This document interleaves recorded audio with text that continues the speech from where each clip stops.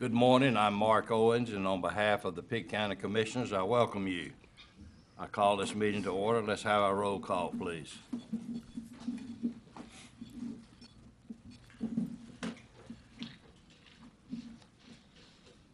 Okay. At this time, we will have our invocation and pledge. Let's stand, please. Dear Heavenly Father, we thank Thee for this opportunity that we have to come together and to carry on the business of Pitt County. We ask a richest blessing upon each and every one, Father. We pray that Thou will give us wisdom, knowledge to make the decisions that we should make. We ask Thee, O Father, to forgive us of our sins, for we ask this in Thy holy name. Amen. Amen. Will you face the flag, please? I pledge allegiance to the flag of the United States of America and to the republic for which it stands, one nation, under God, indivisible, with liberty and justice for all. Thank you. Are there any additions or corrections to the agenda, Mr. Manager? No, sir. Motion to approve? Second. All right, let's vote. Now we move on to the public address to the board. You have any speakers on that, Mr. Manager? Yes, sir. We have one person signed up. If Brenda Harris will come forward, please. Thank you, Ms. Harris. I'm Brenda Harris, and I called two of our commissioners asking for 10 minutes. Mr. Webb, which represents me in Winterville, declined my request. Mr. Garris told me to ask the commissioners, and that's what I'm doing right now. All I want is for you to be able to see what I've been trying to tell you for the last 4 years, and you've not listened. So if you listen today, you will be ahead of the curve, because this information is going to the state this week. And this also is going to the federal government, because I'm going to Washington. So with that said, I'm Brenda Harris, and it is on file. And I'm like, okay. Right in front of you, you'll see REI. The law doesn't state REI is the only taxes that the county is responsible under General Statute 105. But let's get this settled, because in order to get through it, I want to know if you will give me sufficient time just to show you how many taxes are due under REI. Please. How much time do you need? Less than 10 minutes, maybe 6. That's out of the ordinary for the public speaking, as you well know, Brenda, knowing all laws and how it pertains and functions in board meetings of this type. But if this board desires to give her an additional period of time at this time, let me hear from you. I would be supportive of letting her have the additional time. All right. I would be in Consensus? support of her just giving a numerical number as to what the total number of is, rather than going through a Mr. Chairman, do you want a of- motion? Yes. Mr. Chairman, I move that we abide by the rules that we have set forth in the past. Okay, sir, do I have 3 minutes or 5? Because I That's 3 represent the minutes. people. Is there a second to that motion? Second. Okay. All right. Any discussion on the motion? If not, let's vote on the motion.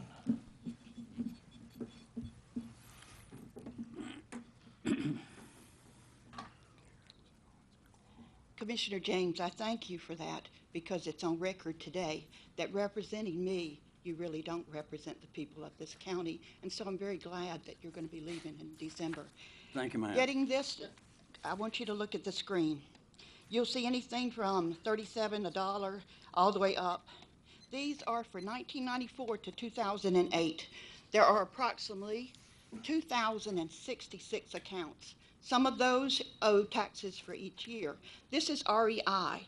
That means that there's a discrepancy in Kathy Booker's administration, because you will not be able to see that all of these are under a payment plan or making reasonable payments, because that is recorded under each year billing statement. The next ones that we were not going to have time for is the ones that start at 2009 and they go to 2013. There are approximately 7,305 accounts that are REI. So you can imagine the 25,000 RMB, which are vehicle accounts, that under the Kathy Booker administration just has gone disappearing into thin ice. What we're saying is the Civil Rights Act of 1964. You can readily understand, Mr. McLaughlin, if you went to a restaurant and they said, oh, you can't go in because of the color of your skin. Or Mr. Hammond said, oh, I've just got enough for a hamburger. I don't have enough for a steak. That's the same principle that you're using here. Mr. Webb, every time you read Miranda rights, you say, well, we've got to do this. But yet you deny understanding over 9,000 REI accounts have not been handled properly. What I'm saying to you people is the Civil Rights Act of 1964, Title VI, takes federal funds from any municipality and any organization that receives federal funds. And our own county manager says we can't collect from all the taxes. We just have to go after the lowest hanging fruit. So you need to know that there's a meeting coming of the municipalities, because each municipality that you represent and you collect taxes, you are bringing the burden and the responsibility on that municipality. And I am going to be at the Winterville meeting tonight. And I'm going to serve you another certified package, and I suggest you read each one that I give you, because you're going to have to ask Ms. Gallagher. When she took an oath to the Constitution, and you too, Mr. Owens, we're lucky to have two attorneys that represent county government. And it said, I pledge to the U.S. Constitution and the North Carolina Constitution. And you know that when we pledge to it says equal and justice and for all, but yet you deny hearing the case that would put Kathy Booker into a situation that you would have no choice but to remove her from office. Mr. Elliott, under General Statute 153-82, your duties are to represent the county. You know how bad it is. Ms. Gallagher has a copy of not this one, but I've given her opportunity to see the data that would tell that the taxes are not equal and equitable. But if you want to get the data that's recent, it's request number 24160. You need to know this is going to the media. You also need to know that I want a letter from each one of you that denies hearing the real facts, because it'll put the burden on you, Mr. James, and other people under General Statute 18 U.S. Code, which is deprivation of rights. Thank you, Ms. May the Harris. Lord bless you. All right, Mr. Manager. Yes, Mr. Chairman, board members, next is the manager's report. Next meeting dates will be September 22nd at 6 p.m. And the first meeting, regular meeting, will be October 6th at 9 a.m. I want to bring to the board's attention that the week of October 6th through 10th is Employee Appreciation Week, and we will have several events planned as we normally do to let our county employees know how much we appreciate what they do for the services they render to our citizens here in Pitt County. Item C is a follow-up to, in the past, you've had us write NCDOT regarding traffic concerns at the intersection of Mills Road and Ivy Road, and want to let you know that DOT is planning on constructing a roundabout, just like they constructed at the eastern terminus of Fire Tower Road at Mills and Ivy Road. And as I understand it, it is going to go to the Board of Transportation for funding next month, with tentative construction to start in May of 2015. So this is kind of a follow-up to an item that you asked for action on. Item D is a follow-up on the Judson Whitehurst rezoning request that came before you a little less than 60 days ago. And at this point in time, staff is continuing to meet and work with the two interested parties, obviously the petitioner being Judson Whitehurst, and then the other landowner, the Davenports. And at this point, we anticipate that this will need to come back within the next meeting or two. And I believe, according to your rules of procedure, there's probably some action that needs to happen on this to keep the case live and current. And I believe there may be a motion that would be. Do we have Mr. James? Mr. Chairman, I move to revive and defer the consideration of the Whitehurst rezoning request for an additional 60 days in order to allow the additional time needed for the ongoing discussion between the landowners. Second the motion. All right, any discussion? Yeah, I have a point I'd like to make. All right, Tom. As I said before, I predicted then and I predict now, the additional 60 days is going to do nothing but add one more layer of bureaucracy and delay in the decision that we, as county commissioners, ought to be making based on the fact that everything that Justin Whitehurst is asking for falls within our zoning ordinance. And the fact that what he wants to do with his land is his business. It's his land. He's trying to flip two pieces of property so he can make one that's commercial and one that's residential opposite of each other, so that the industrial then will be adjacent to his already industrial commercial land. That is his land. To add another 60 days on there, as far as I'm concerned, is absolutely ridiculous. From what I understand, Lawrence Davenport has not made himself available for the majority of the first 60 days. Why do we want to allow even more time? I think it's beyond the scope. Now, the rest of the board may disagree with me, but, you know, if this was our land, if we had to go through this, wouldn't we be annoyed too? We're adding time and expense to an already very lengthy and troublesome process. And I think Mr. Whitehurst deserves us to make a decision on his behalf, or as the way he wants to have the zoning go, and we ought to do it today.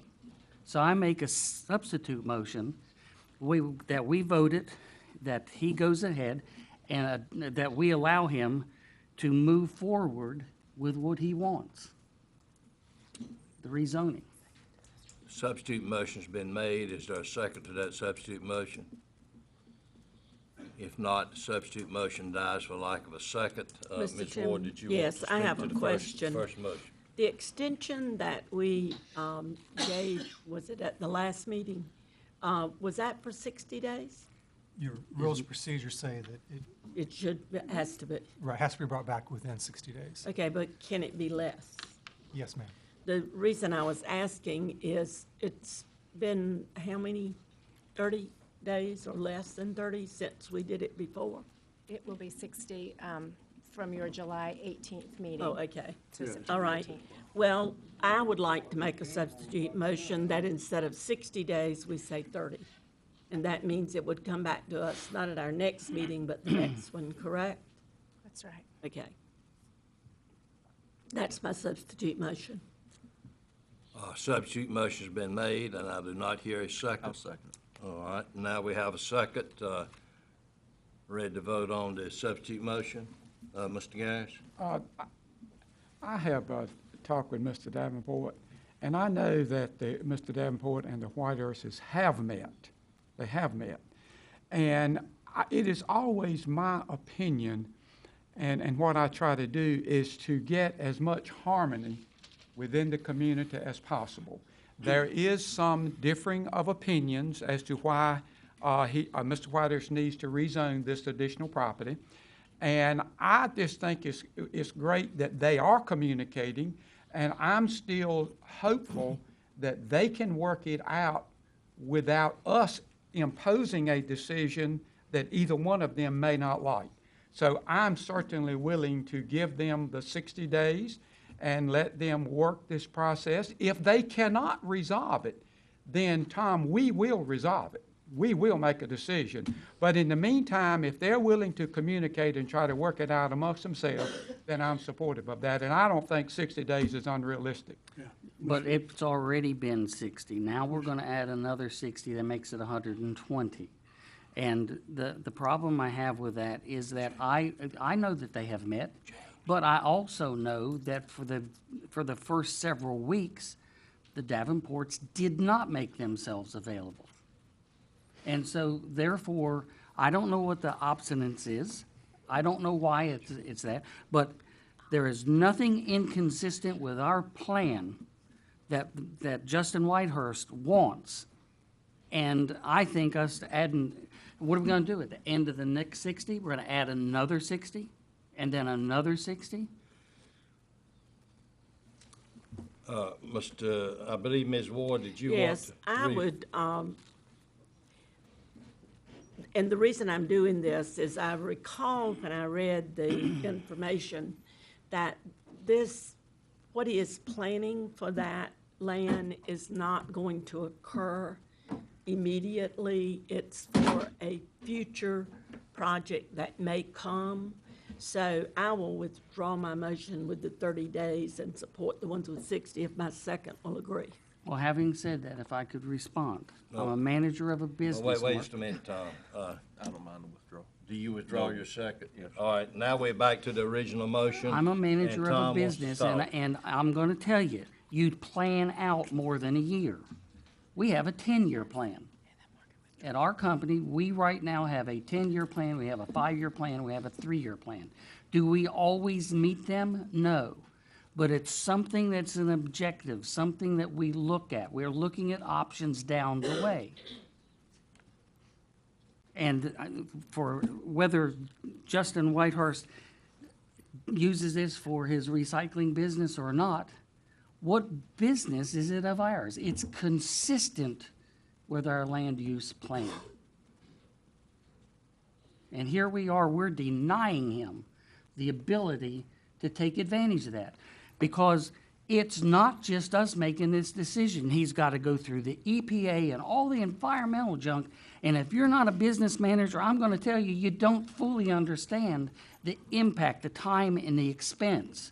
And here we are, we're adding another layer on there. We've already added a layer, now we want to add another layer. And as a business manager, I find it unconscionable that we want to do that. Thank you, Tom. James, just to follow up with what has been said around the circle here, all parties in this issue have been negotiating to resolve a difference, is that correct? Yes, sir, and they continue to. And they are making progress? Yes, sir.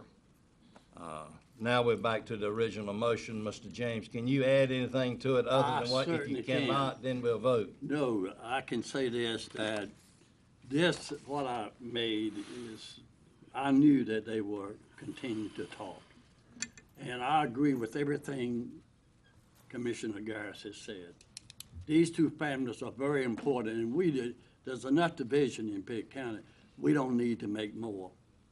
And nothing is going to be done with this property for the next 20 years about that, it's been said. So we're not in a big hurry to do anything as far as that is concerned. But I think that these two young men, young to me anyway, that they can work it out. And I knew that this was what was in the works, and I do think they need the 60 days. Because what is 60 more days compared to 10 to 20 years? If we can keep things right, that's all I have to say. I think Mr. we've Chairman. talked about it. Is there any further discussion? If not, we'll vote. Mark, I need to make All one right, Tom, comment. go That ahead. Eugene mentioned that it was gonna be, it wouldn't be for 20 years. I was at the planning board meeting, and that's not what Justin Whitehurst said. He was talking about 8 years or less. A 20-year number came out from Lawrence, as I remember. Now, we can vote as you want, but I think it's Now, once again, is there any further discussion? If not, do everybody understand the motion? All right, let's vote.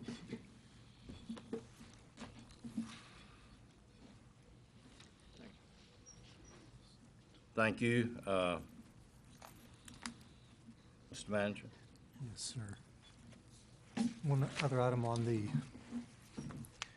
manager's report, that's in regard to a proposed bipartisan economic development effort. We received an email from Representative Susie Hamilton from down in New Hanover County. She is recommending that a special session of the General Assembly be called this fall to look at, again, a bipartisan economic development effort to look at the remaining elements of Senate Bill 763 and House Bill 1224.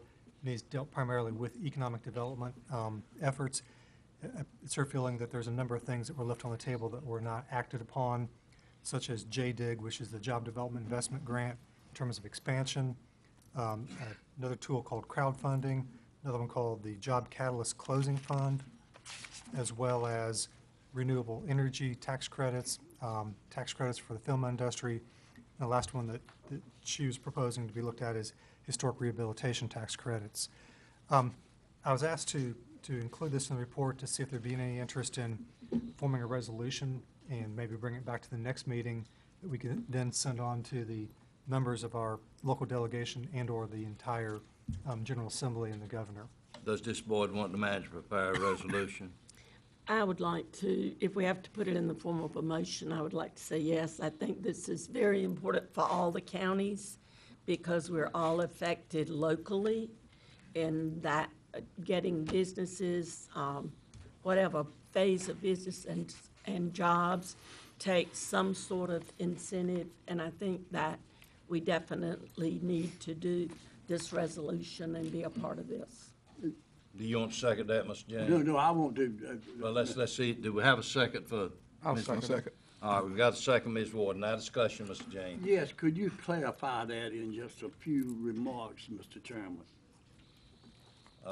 Mr. Mann. I do not have the documentation All right, before me. I'd like to know, I don't know what I'm doing. I mean, Scott, tell them what you said. Again, what this would do would be basically, would be to create a resolution to request a special session of the General Assembly to look at economic development tools that I guess some members of the General Assembly feel that the General Assembly did not fully address before they closed the long session. I would like them to come back to relook at these tools because it's felt that counties and other jurisdictions that deal with economic development do not have the full array of tools in our tool chest to recruit or to try to work with existing industry to expand. So this would be to put more tools in our tool chest or to take the existing tools and enhance them, such as the primary tool for Pitt County would be the JDIG, which is the Job Development Investment Grant.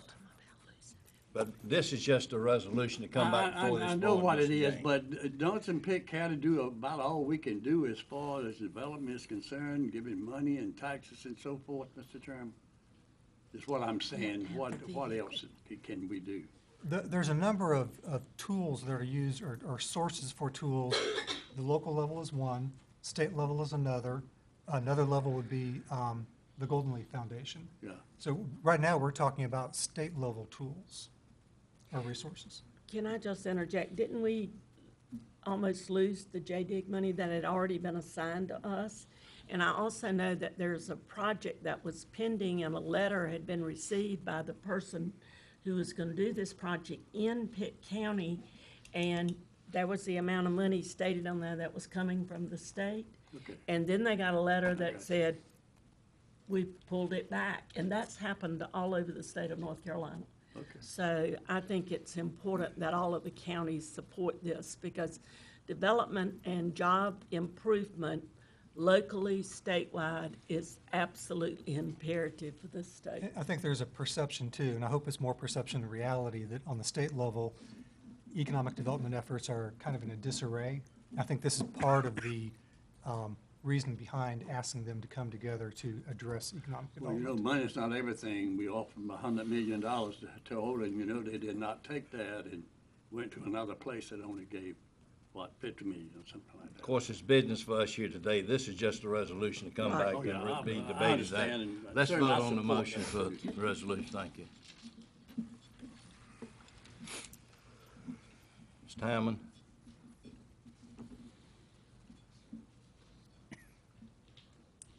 Thank you. All right, Mr. Stanley. Next, Mr. Chairman, you have a report from Dr. Ethan Linker with Pitt County School Superintendent. Come around, Mr. Lincoln.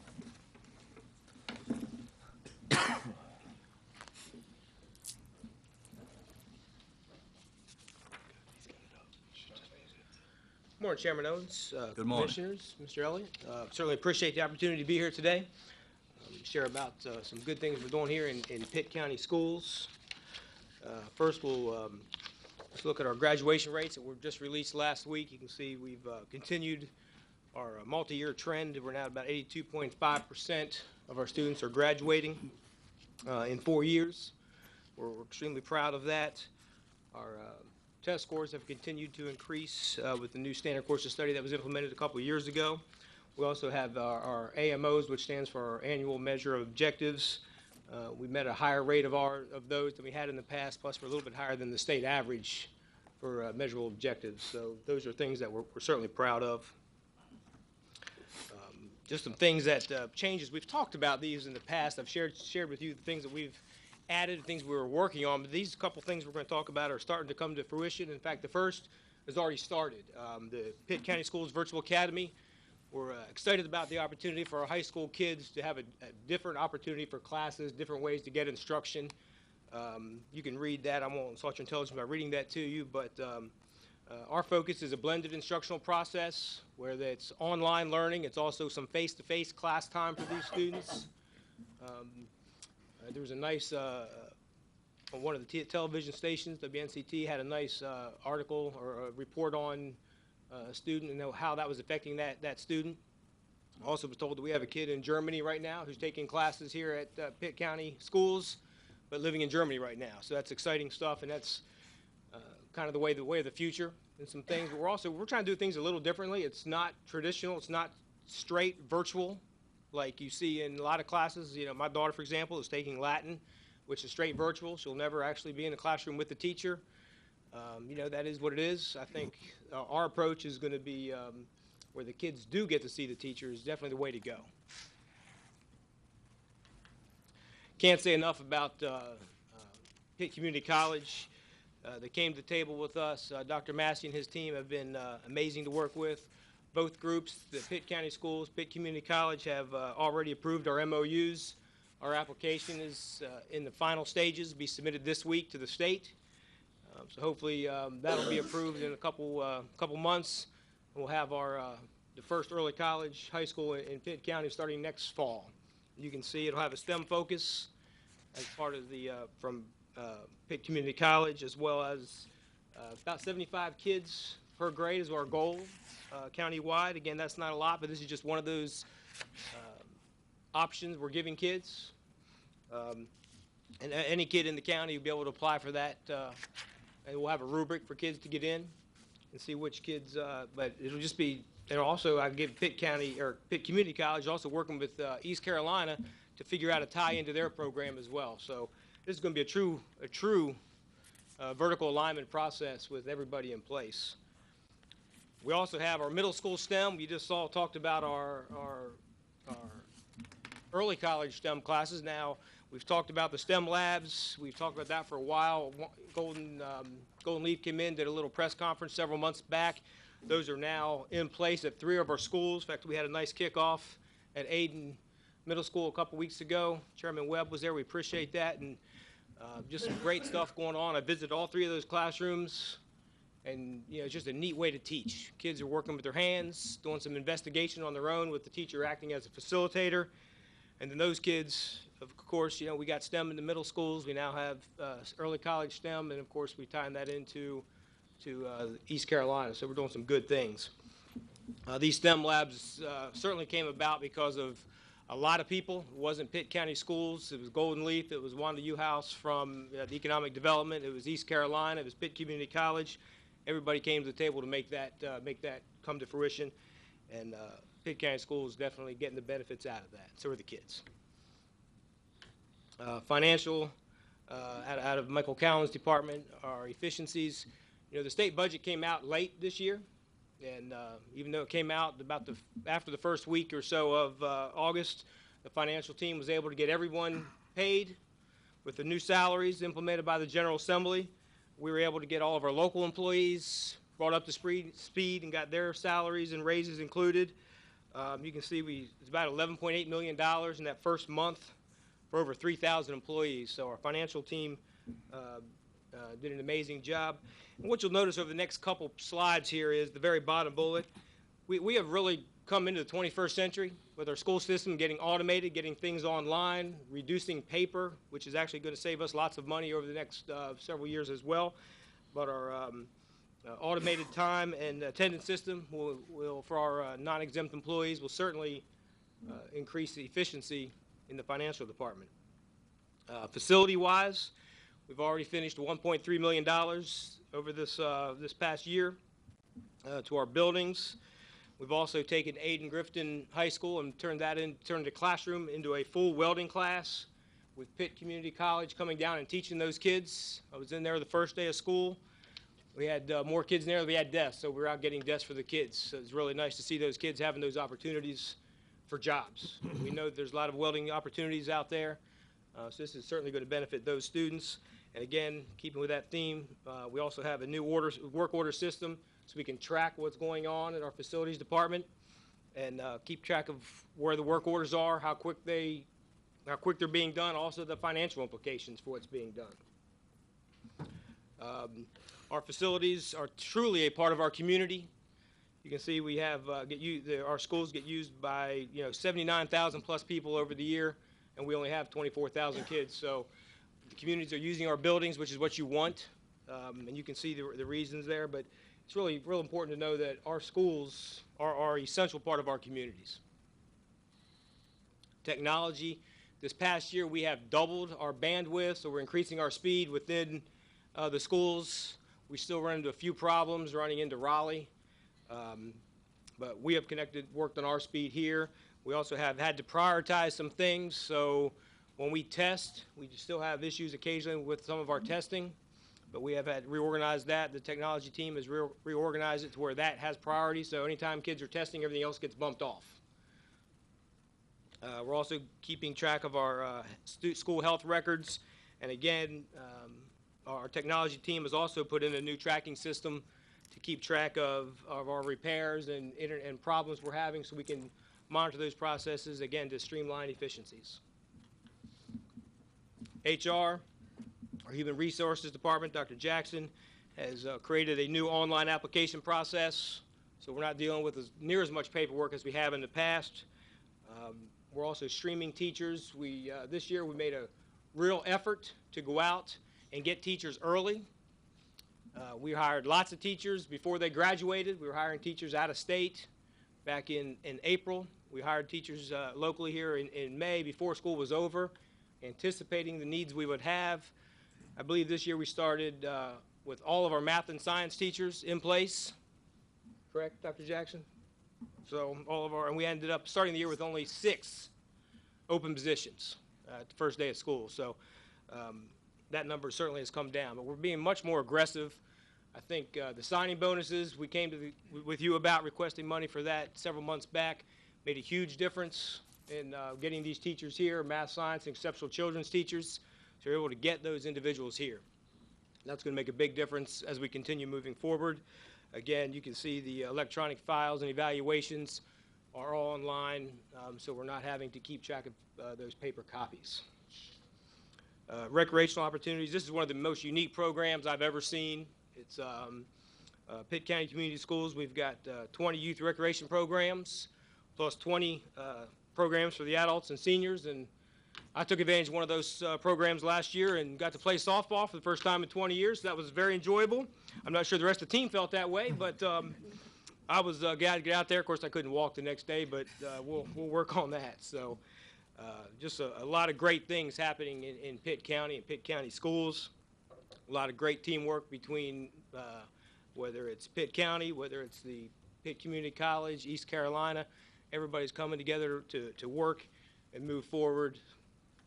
We had the Friday before school started, we had an education network lunch, which was hosted by the Education Foundation, Chamber of Commerce helped organize it, as well as United Way, and the Parents for Public Schools came together. We had dozens of local business leaders came and supported our teachers.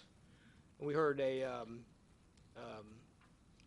president of Grady White speak to those teachers, and it was just an amazing afternoon and a way just to show appreciation for those teachers. So we certainly appreciate the community coming through. We are continuing our school tours. My team will give a school tour. Our principal, Mr. Letchworth, will give a tour. Parents for Public Schools will give tours of any schools if you call in and ask. So the schools are obviously an open door for the community to come see what's going on. Last year we hosted the Chamber of Commerce luncheon. We'll do that again this year if given that opportunity to get people in our schools to see what's going on. Because if you see these STEM labs, you see what's going on in these elementary and high schools, it's amazing stuff. And again, the Parents for Public Schools is also hosting, as it says, parent engagement program to educate parents on what's going on and how to communicate with the schools and what to expect. So all that really to say, we couldn't do this without the commissioners and your support. you know, financially and publicly. We certainly appreciate all that, and I'll take some questions. Dr. Lincoln, we appreciate your presentation, and do you have any of the other members of your staff that want to say anything at this time before we have questions? Anyone come up and, they're all shaking their head pretty quickly there. All right, any questions? I may from- need them to help answer your questions, though, but, Tom and then Eugene. Dr. Linker, I have for a long time been an advocate of more vocational education, and while I applaud the effort at Aiden Griffin to do the welding, and oh, by the way, when they graduate from school, have your best couple, 3 welders give me a call, because I need them. There's 2 companies I know that we're dying for welders.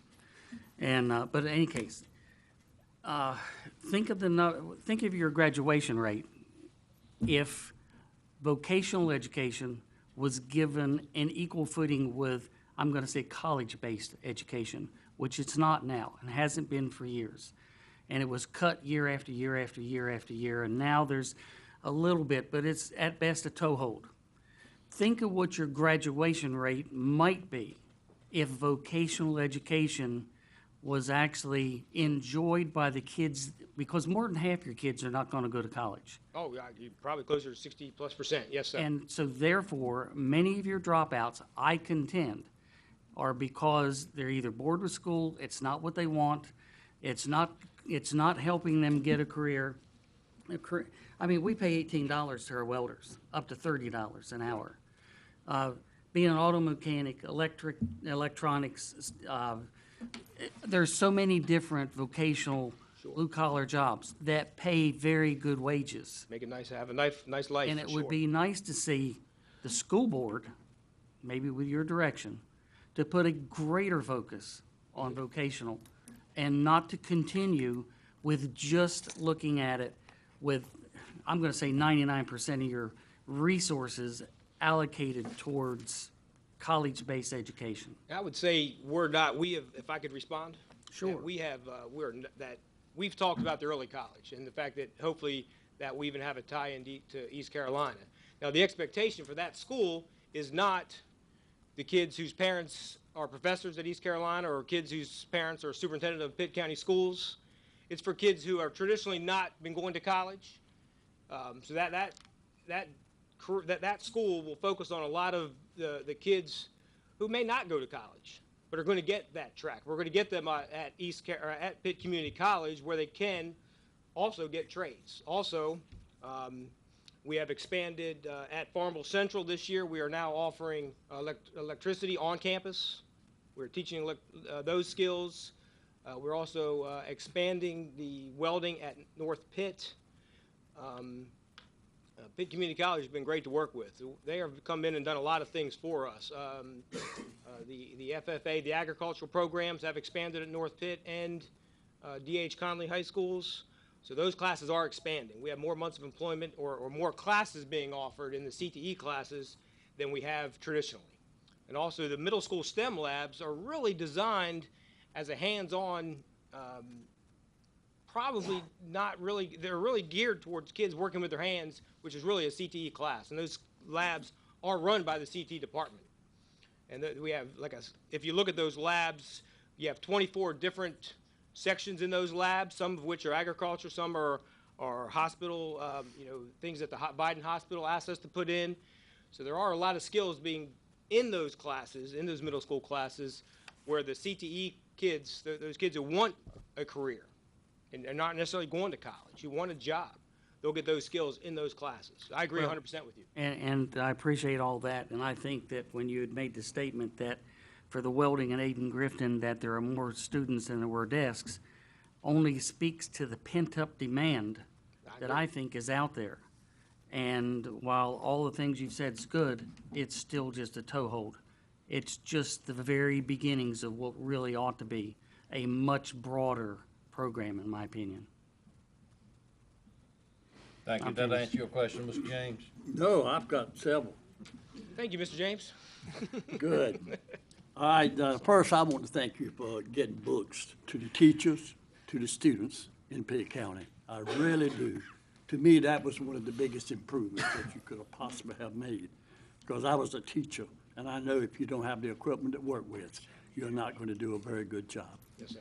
All right, the next thing that I want to ask you, Pitt County, and I've been on this for years, some of you know that, requires about 28 units to graduate.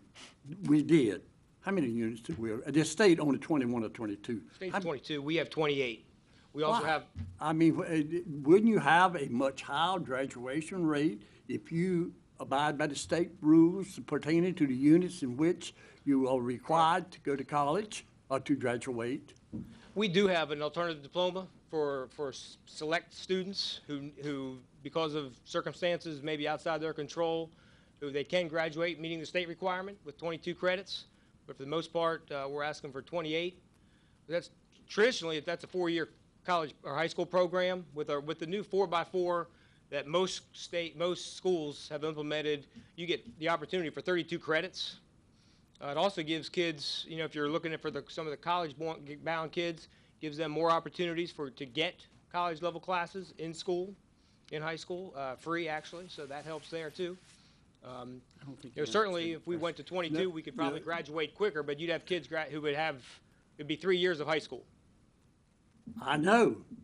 By having that, we have to use less classroom space, less teachers and so forth. We can figure that out. Right. And that's where I'm going to. And at the same time, these students, when I was in high school, I think it was 16 units graduate, believe it or not. We did about as good then as they're doing now, evidently.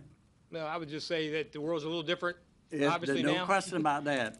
All right, now, the next thing, we talk about STEM, we talk about the labs and so forth. When you're talking about those vocational courses, I know I was a vocational teacher, you have to be trained in those particular fields if you're going to teach. Where are you going to get all these teachers from to take in to teach welding, electronics, graphic arts, bricklaying? In 30 years ago, Pitt County Schools had all of those courses at North Pitt that I'm talking about. Right. Every one of them. We had probably 10 different teachers in trades. And for some reason or another, we got rid of all of them. Every one of them, except carpentry, we kept that. But now I think certainly that we're back on the right track. We're going to reach a lot more students. Look at what we can do in the fast food industry. If we offer these students, look at the number that's employed, probably the biggest one. And they have leaders, they've got to have leaders there for that. All right, but what do you have in mind as far, and explain to us what the STEM, what are you planning on offering in that particular program? The STEM, yeah. At the high schools or middle schools? Well, you're going to start You're with the gonna start in middle middle schools, schools. and you're going to go up, I'm sure, Right. on. Well, the idea of STEM is twofold. Everyone understands the science technology part, but I think I think about STEM truly as just a different way to teach. Mm-hmm. I mean, the acronym science, technology, engineering, math is what it is. I take the acronym strategies that engage the mind, which is all about thinking differently. Because nowadays, with the world being automated, I mean, we talked about auto mechanics. Well, auto mechanics now, they have to run a computer. So everyone has to be able to run a computer no matter what you're doing. So that's the process, what we're looking at with our STEM classes, getting kids to use the technology to help them in the field. You know, I'm speaking with FFA groups, you know, the agriculture department, and you know, even in the FFA, it's not about the farmers necessarily, because there's a lot of support jobs that are all technology based that are STEM related. One of our STEM labs is dealing with how to grow plants and the different fertilizers and the different soils and how much fertilizer to use, how to calculate all that. So it's a lot different as far as that part of the process. I think you're on the right track. I'm proud of you for doing this. I really am. But it's a big job. Most people don't realize this, but ag-related jobs are the largest there is in North Carolina. Yes, sir. And that's what we're dealing with here. But again, I do want to thank you and the Board of Education. I think you've made great strides in the last few years. I really do. And I think by letting these students, so many of them, work with their hands as well as their brains, you're going to be you're going to success and reach more than you've ever reached. That goes back to Commissioner Colson's comments about getting kids kind of engaged in school, get them hooked a little bit, getting them to graduate. Yes. Yeah. Let them enjoy school. Yes. That's the thing. That's all I've said, Mr. Thank you, Mr. James. Dr. Lincoln, we appreciate you and your staff coming, and I believe you've been pounded with questions here that gives us some thought-provoking concepts, but I believe at that, we'll let you go back to teach. Thank you, sir. Appreciate it. All right, next order of business. I will move for the acceptance of the items for consent. All right, let's vote.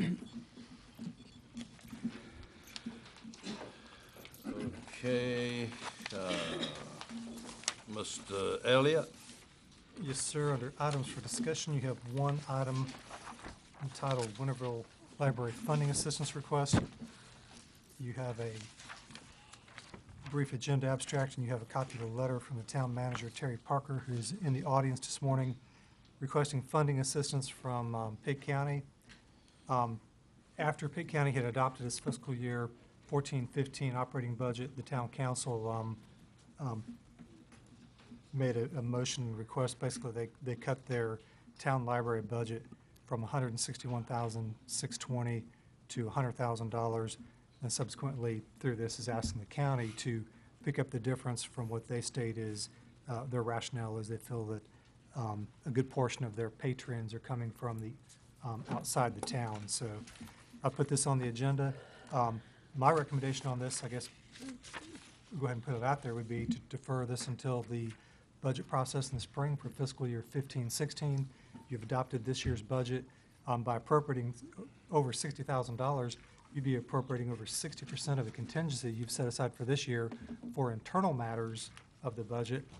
I think it's also fair to point out that I'm citing this from what I read in the paper, so correct me if I'm wrong, Ms. Parker, but part of the rationale for cutting the library funding budget was to provide the employees of the town a 2% cost of living effective January 1. So I don't know how much fairness there is, if that is in fact true as reported in the paper.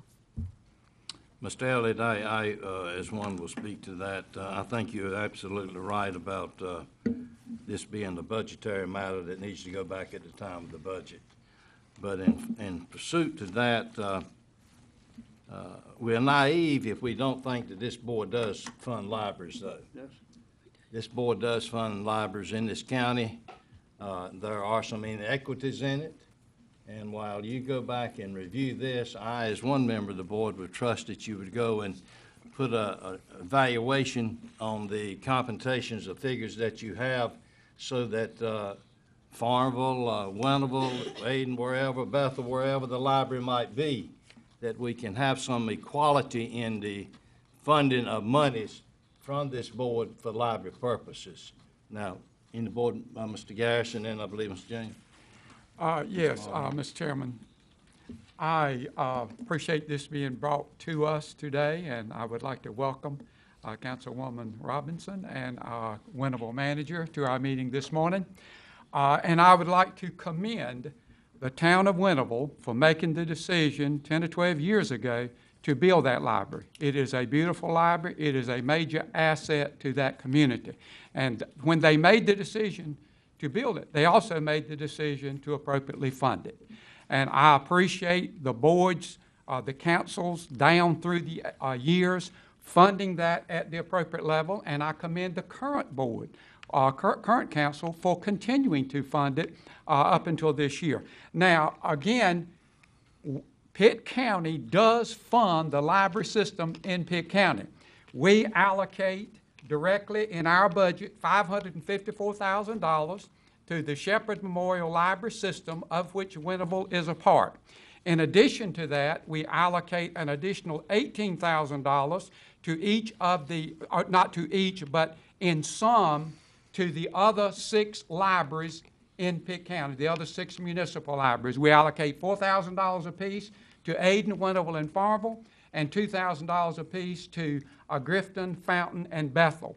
In addition to that, just this past May, we allocated an additional $32,000 to the Shepherd Library in order to do some repair work at the Shepherd Building in downtown Greenville. So we do fund the library, and we are very, very supportive of the library. Now, I have not taken this issue lightly. I have done a lot of research. In fact, these are some of the documents that I've researched, because this is something that I would love to do. I would love to be able to allocate this additional $60,000 to the Winterville Library. But as a commissioner, what I have to think then is we have to treat all libraries equitably in our county.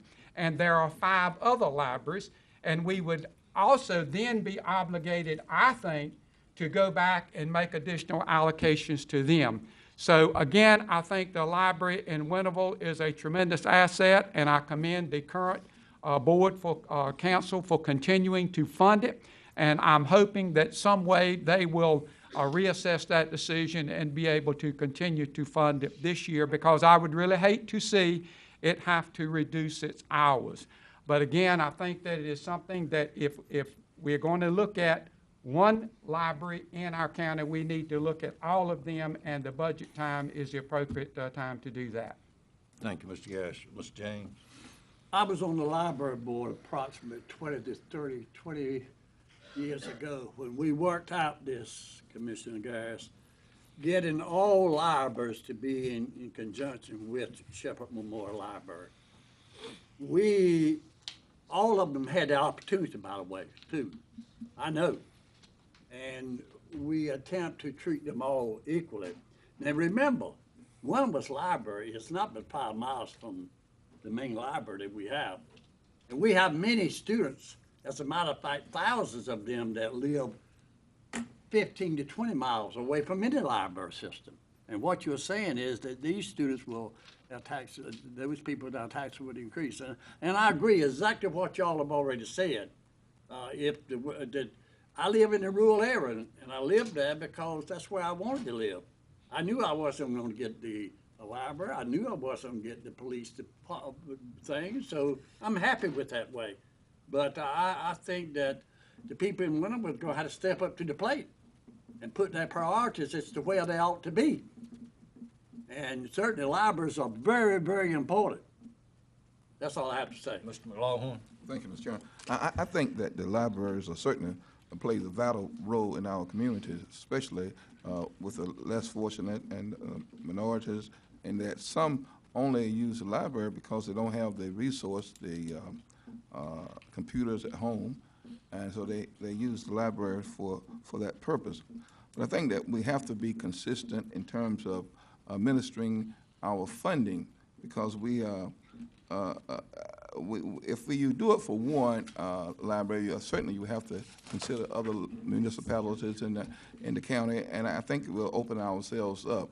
So I think the manager's recommendation would be certainly consistent with my thought that we will look at this at our budget time and see what can we do in terms of making it fair and more equitable. Thank you. Mr. Hale, have you got what you need? Yes, sir, I believe so. Thank you. Let's move on then. You and Wanda are next. Yes, on this next item, under items for decision, the North Carolina's Eastern Alliance. This is a item that Mr. Uhas is going to present. Her and I have worked closely on this with Chairman Garris, who sits on the Development Commission Board, as well as the Chairman of the Development Commission Board, Mr. Mark Garner, who's in the audience. So I'll let Wanda present this and interject as needed.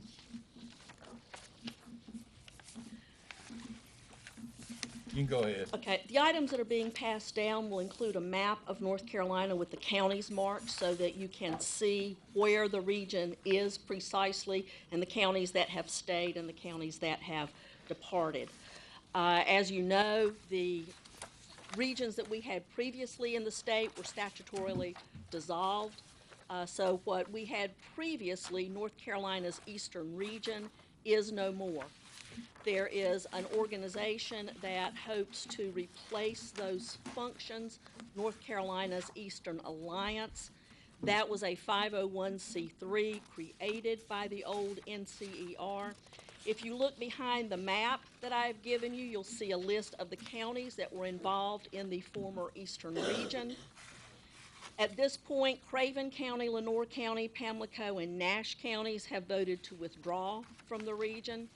Beaufort County has voted to join the region. A number of other counties have voted to remain for 1 year to see how the new alliance functions. What we are recommending, and I want to be very clear that this is after reading many documents, having many meetings, consulting with our local partners, and taking great care to be sure, or as sure as we possibly can, that we are making the right decision for Pitt County. You had the resolution in your board package. What we are recommending and what the Development Commission voted to endorse is a resolution that we remain involved in the Eastern Alliance for a 1-year period. That period would have started on, or did start on July 1. If you didn't have the resolution in your packages, you do have the resolution with the materials that I just passed out. We have also, in that resolution, been very detailed about the expectations of the county. We feel the only way we can appropriately evaluate the usefulness of the region to us and how we have been able to function with it is if we have very specific items, including an MOU with the Alliance, to determine what the benchmarks are that we would like to see met. The one item that I recommend changing, and I believe that Mr. Elliott and Chairman Gardner and the rest of the Development Commission staff feel the same way, on the second page in the MOU section, it is the third dot from the bottom, that we would add the word industrial in front of generated leads. That is what our office does. We don't handle commercial retail projects, so the leads that we are interested in are the industrial ones. Members of the board, you know what we've benefited over the years from this, and this is a new approach, but this 1-year evaluation process that is coming from the recommendation of the Development Commission, I think is well taken. What's the pleasure of the board? Mr. Gash and Ms. Ward. Mr. Chairman, first of all, I would like to say, as Wanda has already stated, there has been many hours spent working with John Chafee and our Development Commission Chairman, Mark Garner, trying to understand exactly what this Eastern Alliance is and what it is going to do for us. This resolution, I think, is very supportive of the county.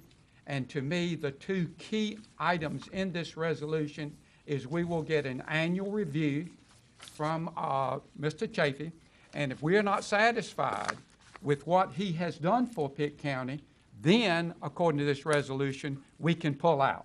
So to me, there are two key pieces of this resolution. So, Mr. Chairman, I'd like to make a motion that we approve this resolution. I second it. And I'd like to also say, is there any way we can figure out where the line falls on this map as far as the Eastern Alliance is concerned? If you look at that map and then the list of counties, the counties that are included in the original Eastern region include, if we start at the top. Yeah, I've got that part, but it doesn't include anything west of either one? No. Okay. No. I got you. I'll figure it out. Thank you. All right, Mr. Elliott, and then Tom. Just want to make one comment in regards to the fees that are charged. Currently, the Alliance has county dollars that were state associated that will be used for the dues, and these will pay for the next 5 years. Do want the board to realize that after those funds are gone through, and actually after year one, if the county decides to pull out, the Alliance would remit back to the county over $181,000. But after the 5-year period, there is an assessment, a per capita assessment. Wanda, can you remind me? It's 30 cents per capita. That is for basic economic development services. There is also a 10 cents per capita for advocacy, and another small amount that at this moment, I'm sorry, I cannot recall. I think some of those, if we remain for 5 years, I think some of those figures could change. certainly we see advocacy as being part of general economic development services. And what do we calculate that to be in terms of 40 cents per the 175,000? It was over $60,000. Thank you. And Tom, That's a year. Correct. wait, Mr. James, Tom, then Jimmy, then Mr. James. No, I'm Then you want to say something? Well, my question was, I think you just answered it. What were the dues gonna be? You're saying just north of 60,000? Yes, sir. Okay, that answers my question. But at this point, we do not pay anything. And the number that you see in this resolution, we got that return dollar figure from the CFO and CEO of the Alliance. So that's why we put that figure in there. And we can pull out any time during that 5 years if we choose to stay. Right. So that's, okay, Right. thank you. All right, any further discussion? I have one other comment. The $60,000 a year is pretty extensive in my mind, but we've got 5 years to assess the situation. Right. And then we will decide whether or not it is worth us pulling $60,000 out of our budget in order to continue to be a member. Now, Exactly. Mr. Chairman, the thing we have to worry about is, are we gonna get our money's worth in proportion to what these other counties, some of these other counties, and if that members on that board is not properly done to give us that amount on the board, and which, when we talked about it before, what's gonna happen, then we're in trouble. Any So further- just keep up with it for 5 years. You're right, Wanda. Let's keep up with it, and then we'll know something, Jimmy. Well, and that's one reason we have some specifics that the county has generated Right. for us to look at the end of each year. Right. One And I last think point, we ought to Mr. do it every year, Yes. Scott? every year. One last point, just for clarification, already from the allocated Alliance's this money? perspective, all counties within their catchment area are members unless you opt out. We in Pitt County wanted to formalize our membership to say that you as a board are taking the preemptive action to say whether we will be members or not and how we will be members. So that's the purpose of the resolution. So technically, you could have done nothing. From their standpoint, you're members of it, but this is a little more specific, putting them, communicating to them what your expectations are. No, it's a red vote. Have we already allocated this money? The money's not on our books, it's on their books. But we're so losing we- that We'll money. get it, but we'll get it back. Correct. You could ask for those dollars to be remitted to Pitt County, just like you asked for the $1.9 million, which we received from the former North Carolina Eastern Partnership Region. Region. Okay. So yes, you could ask for these funds as well, if that was your decision. We're not recommending that at this time, though. You ready to vote? All right.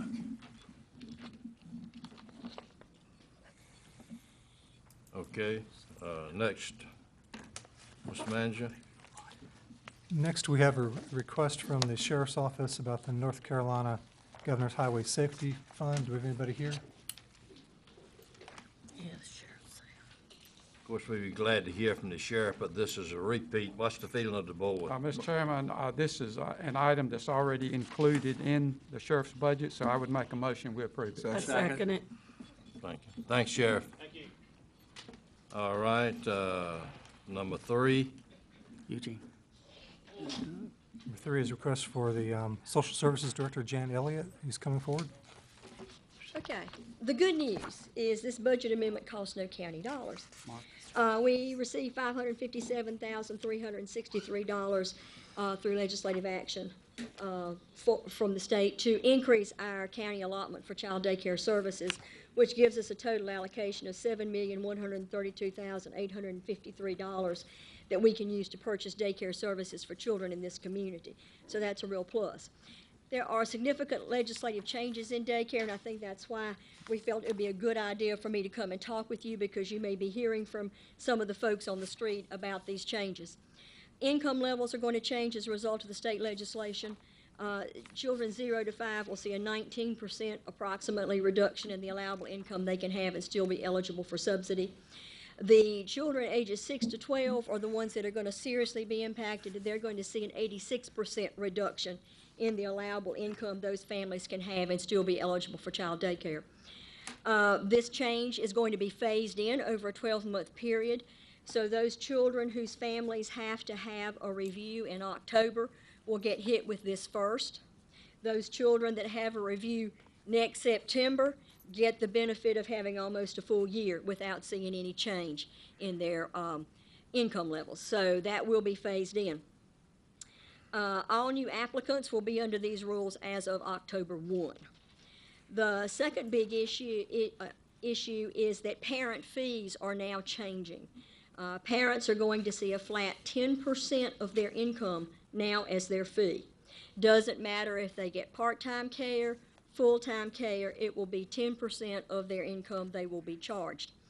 And that is effective October 1, so all families get hit with that immediately. Notices have gone out to the parents. We had to get those out by September 15, and I believe all the notices have gone out now. We estimate about 400 families are going to be impacted by this, and the fees will be going up an average of $25 to $35 for the families in most cases. But the part-time children are the ones that are going to see a significant impact, and let's talk about those. Those are after-school kids. During the summer month, they might be paying $265 a month for a fee, but during the winter months, when we're only talking about 3 hours a day for child care, they're still paying that same $265 a month for fee. So we're starting to get a lot of parents to call us to say, you know, I can probably buy part-time child care at a less expensive rate than paying your fee. So we're not real sure how this is going to fully shake out, but we do anticipate some changes there from our families. The fees, just for your information, are paid by the parent to the provider. Our agency does not collect those fees. It's up to the provider to collect those fees. And we reduce the payment to the provider based on the amount of fee that parent is charged. Beginning January 1, we will start counting the income of step-parents and of grandparents who reside in the home with the child if the parent of that child is not residing in the home. So in the past, we've not counted step-parent fee incomes at all. We will be counting that step-parent income. In the past, we've not counted the grandparents. And I can use my example. I have a grandchild living in my home. In the past, we would not have counted my income. We would count my income now if we chose to get daycare for that child and ask for the state to help pay for that. So that's going to be a change. So that's basically what the changes are that are happening. There should be some market rate study changes for the providers, might increase their payments a little bit after the first of the year. We've been trying to get the word out to everybody we can about these changes. Notices have gone to the centers in late August, letting them know about the change and asking them to share that with all the parents coming through. We have done the media announcements. It's been posted. I think all the newspapers and the TV stations have run something on it. It's been on Pitt TV and the website. And the parents, again, with the fee changes, have all been notified now. So that's kind of what's happening right now. We have 942 children on our waiting list. So we anticipate as these children drop off, we will have additional children to put on. And, you know, we are very concerned about the after-school population and what that's going to mean as far as children being left alone or the impact on, like, the Boys and Girls Clubs and those kinds of groups that might be helping out. So, any It's a pleasure to board at this time. May I ask a question? Yes, sir. All right, we got 900 plus that we're serving. How many that we're not serving? Not How serving. many are we serving? We right now have over 1,000 families with about 1,600 children. So we've got a less percentage now that we're serving more of our kids now. We are serving a And significant. Jane, let me say this to you. We Right. appreciate so much the work that you're doing and your staff. We're not getting the complaints that we once did, and that's wonderful. And I know I, as one on the Social Service Board and as county commissioner, we appreciate that very much, and I think our citizens appreciate it even more than we. That's all I have to say, Mr. Chairman. Thank you, It's a sir. pleasure to board. Motion to accept. I second it. Any discussion? Not, let's vote. Thank you, ma'am. Thank you. Okay, David. Ms. Janice and Mr. Elliott.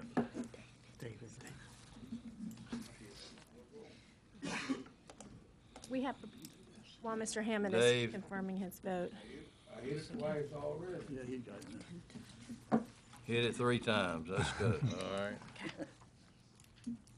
Number 4, Yes, before you have a legislative goals for the long session coming up that'll begin, I believe, January 14th of 2015. Our County Attorney Janice Gallagher has taken the lead on developing the goals list that you have before you. You'll see on page 28 and 29. I'm going to let Janice go over these with you. Her and I have worked together, as well as she's taken the lead by reaching out to the individual departments of the county to solicit goals they may have that they would like you to consider as part of our local list. This list of Pitt County local goals will be then submitted to the North Carolina Association of County Commissioners to be used for consideration of their advocacy efforts to develop their own list of goals. Even if all of our goals locally, if they're not adopted by the state association, we will still continue to push these with our own delegation here in Pitt County and try to make these things come to fruition. We do have one goal that was added, and as I pass this out, I'll let Janice kind of take it from here and talk about the goals and what we added. This is the largest goal list that you've seen in several years. They are typically a larger goal list when we're looking at the 2-year biennium that's coming forward, because all bills can be considered during that time period, unlike your short session where it was just non-controversial budget-related bills only. So starting at the top, there'll be bills that you, or goals that you have seen before. These are not in any particular order, although they seem to hopefully relate to the goals of this board overall. At first, the top goal is to oppose unfunded mandates. That's sort of a passive goal, but one that we would be continually watchful to be sure that there aren't shifts of state responsibilities to the county level. Second proposed goal would be general revenue protection, and that is to be sure that not only do they not shift us things in the first goal, but that they don't take away the tools that we have in our toolbox now, such things as quarter-cent sales tax authority and other things that the state could erode in terms of our ability to collect taxes and the rates that, the freedom that we have to set those rates. Third is another repeat goal, with education being the #1 priority for Pitt County government, to reinstate lottery funds for school construction. And we have in the detail summary of that goal last year's figure as to what we lost in ADM lottery funds, being over $9 million since 2009. So while there was progress made on that goal in the short session, we want to continue to see those lottery funds sent down for their educational purposes. Goal number, the fourth one, and then on your revised list, the new fifth one, both relate to 911 funds. So the fourth goal being to support continued efforts to allow greater flexibility in the use of 911 funds. That's been a goal that you've had on your list 2 years ago, and in several years prior to that. It came off because we were granted greater flexibility. But we added that because we want to continue to have more flexibility in those funds, and in particular would like to be able to use those funds potentially for greater aspects in our radio and communications project work that the board has been talking about of late. The fifth goal is a brand new one, and that's 911 secondary PSAP. There was a new law in the 2014 session that requires a secondary public safety answering point, a backup PSAP is what they would call, to be in place and functioning and part of your plan by July 1, 2016. Otherwise, you would jeopardize your ability to receive funds from E911 funds. And this goal seeks to delay implementation of that July 1, 2016 date because of concerns that were expressed in that there's a need for some statewide standardization in PSAP and secondary PSAP operations. So that goal is new this year, and it seeks to have some further conversation before funds are cut on that drop-dead July 1, 2016 date if there's not a secondary PSAP in place. That goal was suggested by emergency management folks and have been included for your consideration in this list. Economic development, number 6, you've talked a little bit this morning about the efforts and the resolution that'll come back to you, but we also included that in your goal list, which will increase a goal to increase the amount of funding for grants under the JDIG program, the State Job Development Investment Grant Program. Increased funding in that program will allow the state to provide greater incentives for a number of people hired by private businesses. And those JDIG program grant funds are often offered in conjunction with local incentives to best attract industry to our area. The 7th one on your list is another one that we have brought back from prior years past. You may recall a lot of discussion that this board had maybe 2 years ago with regard to payment of sales tax or the reimbursement process that nonprofit entities go through in order to pay sales tax and then have it reimbursed to them. And you may also recall that when the state makes errors, as they had done several years in the past, it requires counties, after a post-audit, to potentially repay money that shouldn't have been given back or should have been given back to a different county. And as a result, Pitt County did have to repay some funds several years ago. And as a result of that, we wanted to look at why the process is so cumbersome to begin with.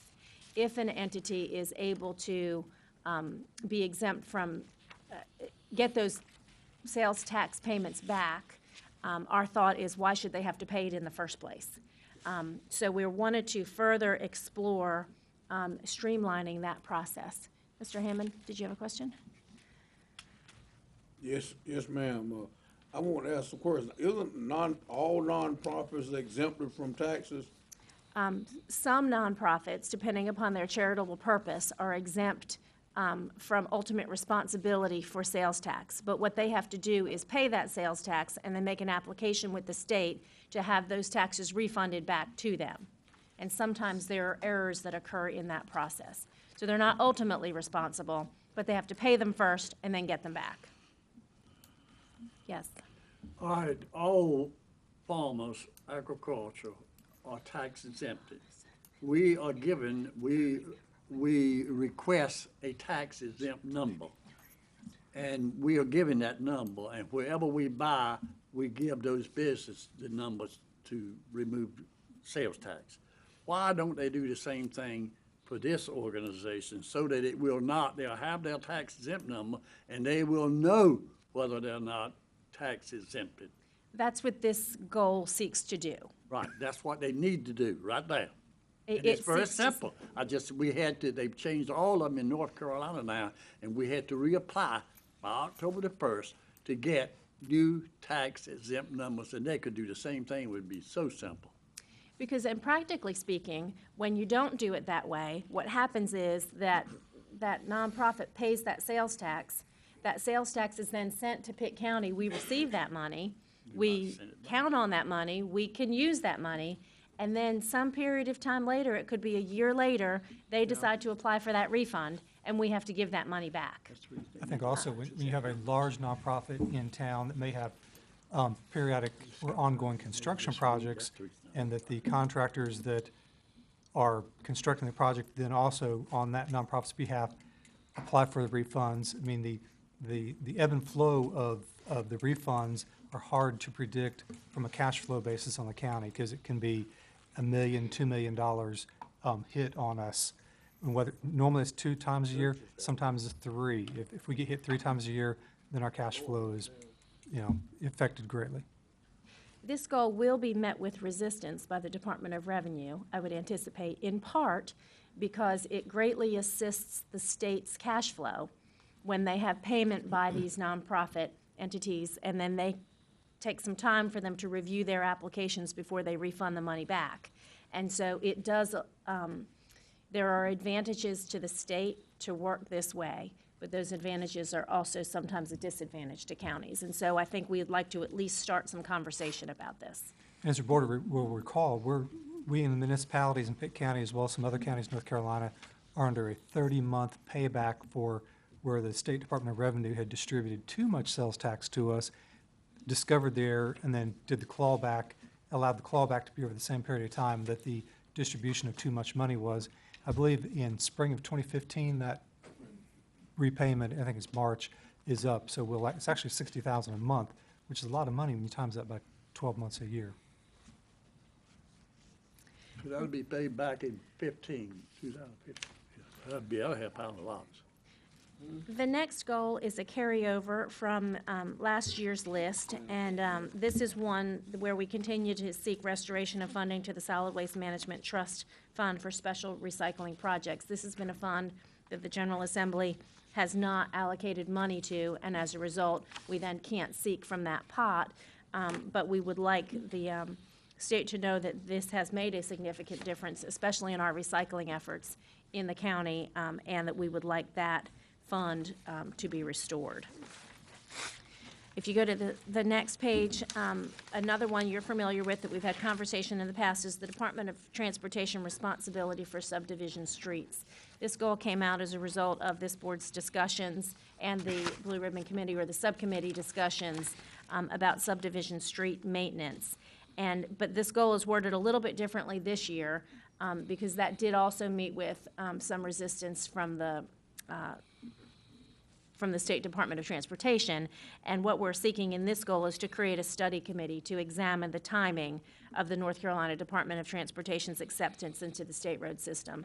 This is something that will need some more conversation and buy-in at both the state and the local level before I think we could have any successful progress towards moving this goal forward.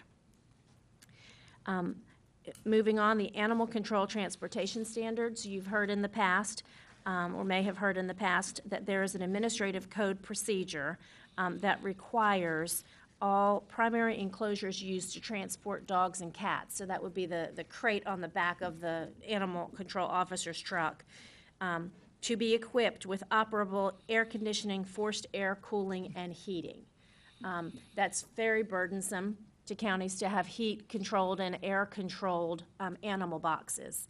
And that is to ensure that those animals are riding in safe and humane conditions while they're being transported on the back of the truck. We fully support that outcome, that the animals be transported in comfortable and safe positions. But there are other methods we would advocate could accomplish the same goal without having the burdensome expense of forced heat, air, and cooling on animal boxes. So what we're seeking there is the legislator's support of a change at the administrative level. This would not be something that the General Assembly would just go ahead and change, but it would be a process through the Administrative Procedure Code to have that particular administrative code provision reviewed so that it would be less burdensome on counties. The last three, two you are more familiar with. One is transportation funding. This is a passive goal, again, just like opposing unfunded mandates, to continue our efforts to oppose the shift of the state's responsibility for transportation funding down to the county level. And then number 12, collective bargaining. We have always had on our list the county's stated goal to oppose legislation authorizing local governments to enter into collective bargaining agreements with public employees. It's currently not allowed. We don't want it to be allowed. It has been the stance in the past. And then the last goal is a new one that's been an outcome of some conversations with Vidant Medical Center, and we've added for your consideration this year to support participation in Medicaid expansion for the state of North Carolina for two reasons: to assure adequate health care for all citizens and to maximize the funding that would be received by North Carolina health care providers. This is a very controversial goal, I would anticipate, but we've added it for your consideration today to see whether or not it is something you would want on your goal as a in partnership with Vidant Medical Center, or whether or not you don't wish to have that as a stated goal. But it is there for your consideration. So I'm happy to answer any questions about the 13 goals that are before you, and the board just may need to engage in discussion to determine if all, none, or some of these goals ought to be adopted by this board for the next long session of the General Assembly. Is your last one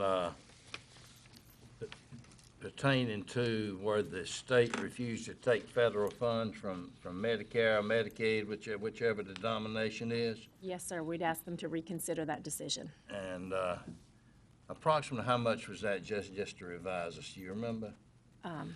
Millions of dollars. in funding. I don't have an exact figure. You mean how much money did we stand Yes, to yes. lose Of course, by that's not? totally with the state, where they accept the federal funds or not. Is that what you're saying in this? That's right.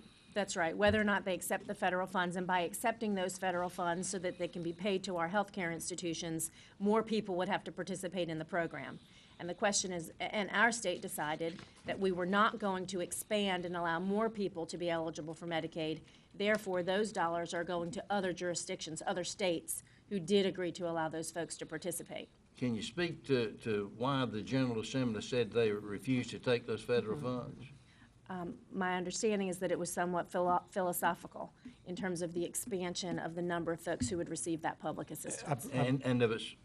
I'm sorry, I believe too that the General Assembly was cautious or feared that these Medicaid dollars would be available for the next X number of years, whether it's 2, 3, 4, 5 years.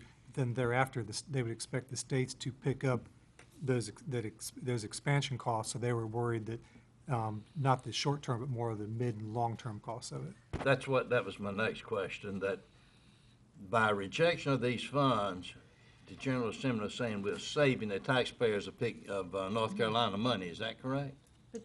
In essence, along the line that you said. All right. Now we get Glenn, then Tom, and then Eugene. Thank you, Mr. Chairman. On the Medicaid expansion too, my only point of caution would be that there's been some discussion in the General Assembly about going backwards on the Medicaid deal that we have with counties. And that expansion could end up coming back to hurt us if they start shifting back to the counties. And so we need to really decide how we're going to navigate that and what's going to happen, what the General Assembly is going to look like in the next several years, and what their posture is going to be concerning their relationship with counties on that issue. Also, the one I didn't see up here, and I thought we mentioned it a few weeks ago, I believe it was me, Mr. Colson and myself, the goal about having more flexibility with the taxes when it came to the vehicles and someone moving out of town and maybe not reporting it and having a chance to collect the taxes but forgive some of the penalties, Right. having that flexibility. We had Kathy Booker provided a memo to the board in terms of one point of it was in terms of there's a 10-year period that we go back trying to get folks who pay delinquent taxes on the motor vehicles. She gave some information as to what other counties are doing there. I think at the end of the day, we felt that from the information that Ms. Booker supplied, that it's going to be a very slippery slope in terms of if we start abating taxes in one area or another, that it'd be so subjective. How do you not do it for one person in one case and another person for another? When does it transfer from registered motor vehicles to real property, real estate? So we kind of felt like what we had supplied in the memo from the tax collector, tax administrator, we were hoping that was kind of answering that question, but I appreciate you bringing it up. It did on some, but the other part of it was that, that's what the General Assembly's for in writing the law. They decide on, where the slope goes on that. And I would like the flexibility. I don't know if everyone wants to go down that route, and I understand if you don't, because it can be get a little messy. But I think that folks that aren't acting in a deceitful way to try to defraud the county could deserve a little help where we could give it to them. Thank you, Mr. Chairman. Tom? That was one of the points I wanted to bring up, same one that was just brought up, and that had to do with that flexibility. If you remember the case and circumstances around it, a reasonable mind, I think, would look at it and say, that person did not try to defraud Pitt County, but got caught up in the circumstances of how monies were collected and notices went out and so on and so forth. I think that we ought to make that. I thought that that was one of the things that we said at that time as a board, that we were going to, because of the inflexibility, go ahead and uphold, and that taxpayer actually, as he told me and I think reported to Glenn, he paused before he pushed the button for the pay, but he went ahead and paid. And Kathy Booker at one of the later meetings confirmed that he indeed paid all the monies. Now, the circumstances would be what we would be looking at. he would have paid the money, but one of the questions was, did the penalties have to be kicked in when he was kind of caught up in this situation? And that we as a board could look at that from the standpoint, there would be no escaping paying the taxes, but maybe the penalties and some of the other things that were circumstantial to it would at least be able to allow us to forgive it. If you remember, the statutes, the way they are currently written, if we had done so, we would have personally then become responsible to pay that money. So anyway, I thought we had kind of an agreement. The second thing I'd like to point out is on Medicaid expansion. I went to the meeting with that Dr. Herman had a few weeks ago with Vidant, and he explained a lot of good things to us. But you know, what I really don't understand about the Medicaid cost is Medicaid is reimbursed at the cost of whatever the service is at a 70% rate. How's that help Vidant? Where are they going to get the money? Somebody's not telling the truth here. The fact is, if you have to pay $1 for something, but you only get 70 cents in return, you're going to go out of business. And I think the legislature was wise in not having the expansion of Medicaid. And I really believe that this should not be one of our stated goals, because if it is part of our stated goals, and I guess unless we go down the itemized list one at a time, I'll vote against it just because it feels so strongly. I want to go back to the lottery. And remember, many of us, me being one of them, we argued that if the state allows the lottery to come into existence, the monies that they promised to give would likely slowly evaporate like in all other states, and that it would eventually supplant current spending or the spending at the time. It's all happened. The state again took $100 million and is now spreading whatever the income is off the lottery over 100 counties. And as we heard, 9 million plus has been lost since 2009 because we couldn't trust the state government because it's not bound by, the future legislatures are not bound by past legislative moves, nor in Medicaid, my point being, is the federal government. How many times has the federal government reneged on promise after promise after promise? And so they said, oh, yeah, come into this program, we'll pay the first 2 years 100%, then the state's only going to have to pay 90% every year thereafter. Who in their right mind believes that the federal government is going to do that? Furthermore, the federal monies that they're talking about is all of our money. And that every state that refused to take the money, you've actually saved money. They didn't have a big pot and they sent extra money to other states. Those states were allocated a certain amount. So the states like North Carolina that didn't take it, guess what? That meant that our federal deficit was a little bit less. We have a $17 trillion deficit. And if the federal government's going to do this, and they're going to go out there, and they're going to start to support more and more people, based on what dollars? It's either tax dollars, it's borrowed money, or over the last several years, the federal government in the Treasury has taken and created money by printing it with nothing to back it. And what that does, it's inflationary. It eats away at the value of the dollar. And in the last 6 years, while you don't see it entirely in the United States because not everything is on a global market, the fact is your spending power has dropped by about 40%. And this is a part of it. This Medicaid is a big, big part of it. And so what they want to do, in my opinion, they're using this to buy votes. They're using it with your tax money, they're using it with borrowed money, and they're using it with printed money. And I will vote against this list if this is on it. Thank you. All right, Eugene, then Beth, then Dave, then Melvin, then Jim, and then Tom. Janice, I want you to keep me straight on this. I'm going to guess what he's been talking about, but and it's going to be very interesting, his philosophy on it and mine.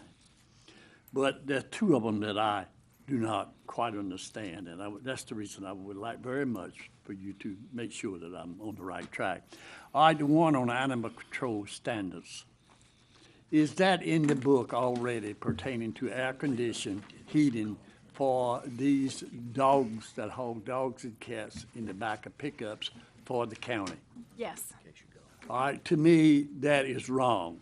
It's costing us hundreds, but it's costing the state hundreds of thousands of dollars. They don't do that for farmers. We haul livestock, we haul everything up and down the highways without any of this. Look at, if you're on the highway, look at all these trucks that you have. There is no way that you can have air conditioning and heat for these animals. And I know where they're coming from. This is your dog lovers and so forth, and cat lovers, so I'm right there. The next thing that I am really concerned about, and the reason that I'm so concerned about it, is the last one, and that is the Medicaid. I am not so familiar with North Carolina as I am the state of Iowa. And the reason for the state of Iowa is because I have people that are in the hospital business. Their hospital there, we have a med school here. We are having to fire people. I take that word back, not fire. We're having to get rid of them, lay them off. It was in the paper, the hospital, even the hospital is doing that. But that's just the beginning of it, people. The med school are having to lay off just hundreds of them. Good, hard-working people in the med school because there are not funds to take into high to pay these particular people. Let me say this to all of you. If Pitt County or if North Carolina took down all the grant money that comes out, and what's the difference in the hospital getting it and the airport or any of the rest of them? We would be in bad, bad shape. And I know where some of you are coming from, you say, well, this is it's our money, it's putting us deeper and deeper in debt.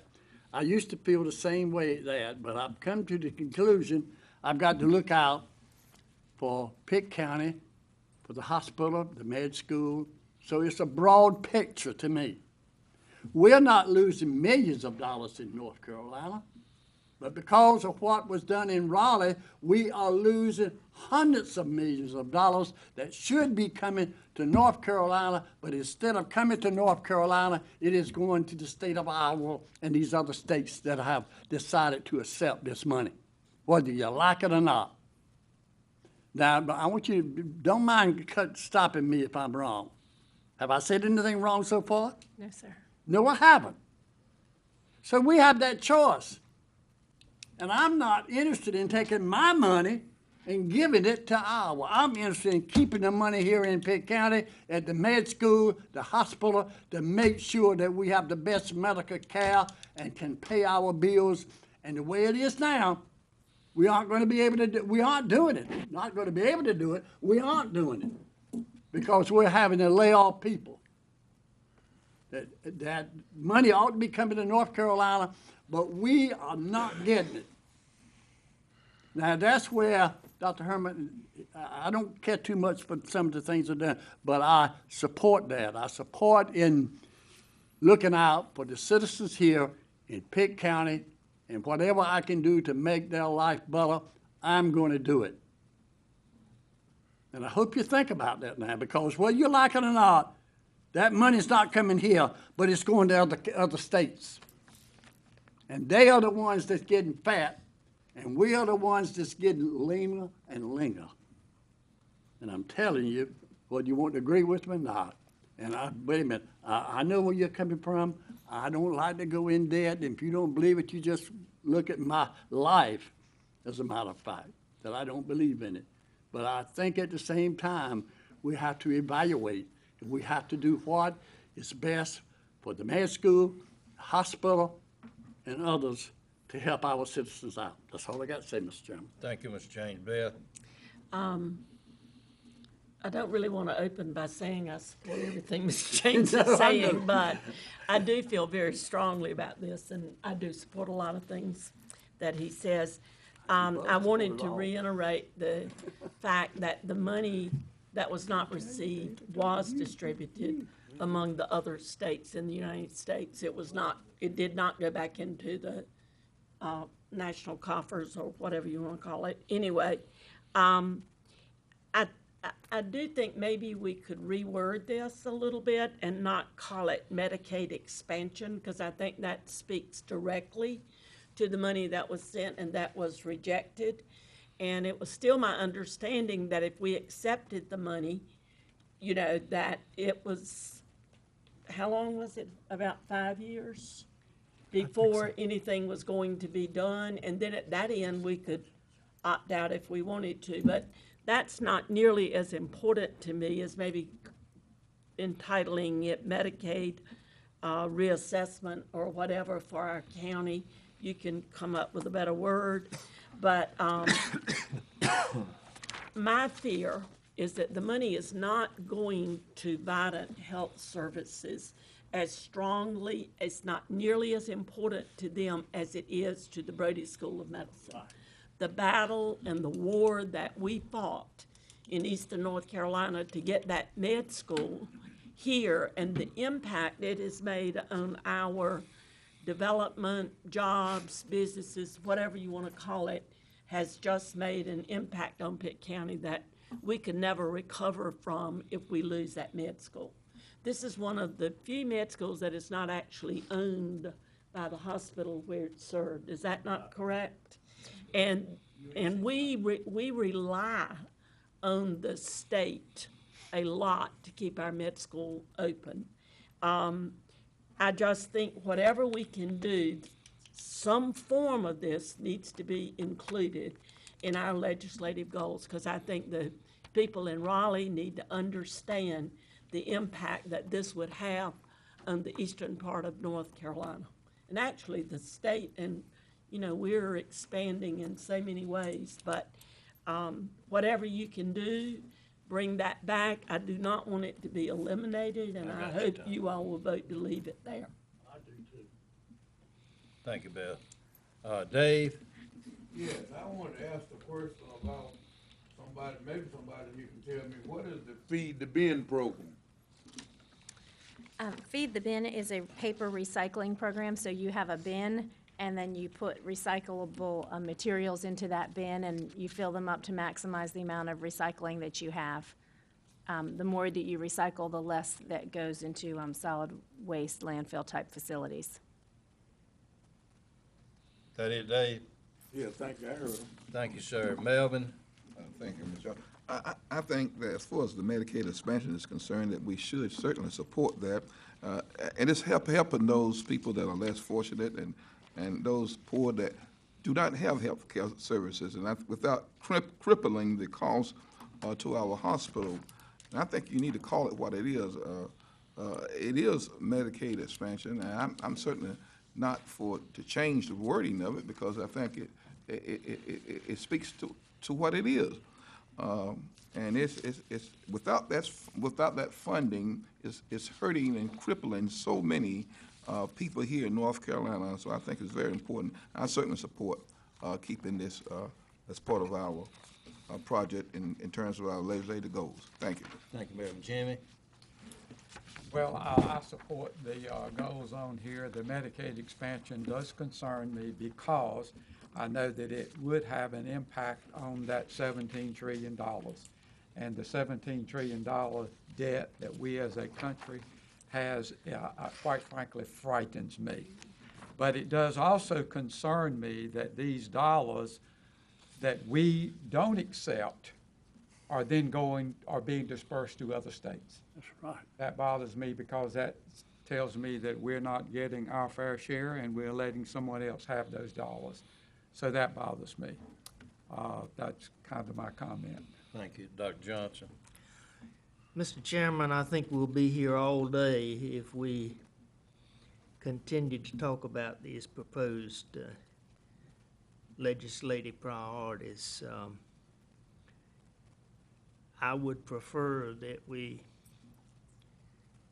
give the necessary time in another session rather than a regular meeting of this board.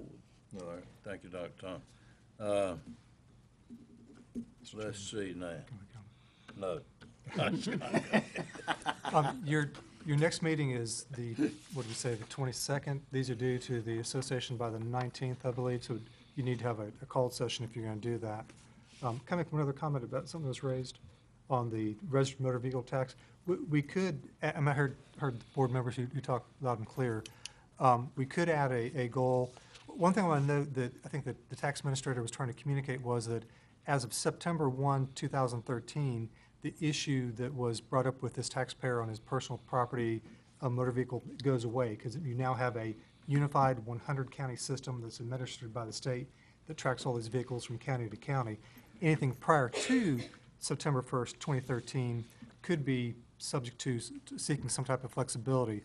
So you could have a goal that's something like RMV tax exemptions and then seek flexibility to relieve RMV personal property tax bills prior to the implementation of the VTS vehicle tax system on September 1st, 2013. And what you would want in there is something about interest and penalties. But again, we would need to work very carefully to just want to make sure that the tax administrator is not empowered or the board's not being asked to relieve too much, only in those circumstances where it's truly due. Tom, do you agree with what Scott said about the implementation of the new form is going to alleviate your concern? Not entirely, because it could have been other things, it could have been personal property other than automobiles. But I'd say it goes a long ways. But what Scott was saying just now about if we could do something for prior to, 2013, and get them to go along with that. Do you still, Tom, want to, and I feel the same that you said about the penalty, but to work at something to give this board the authority to give relief on the penalty part of it? Yes. Now, was that within what you were saying, Scott? Yes, sir. All right. That's what we need. All right. All right, now, that covers that. What did you want to say, Ben? No, I was just gonna make a motion. No, let me Okay. make some more overtures. Of the 13 that we have here, 14 being the last one that we talked about, that can be added. I'm just trying to implement a process here. Can we vote on the first 12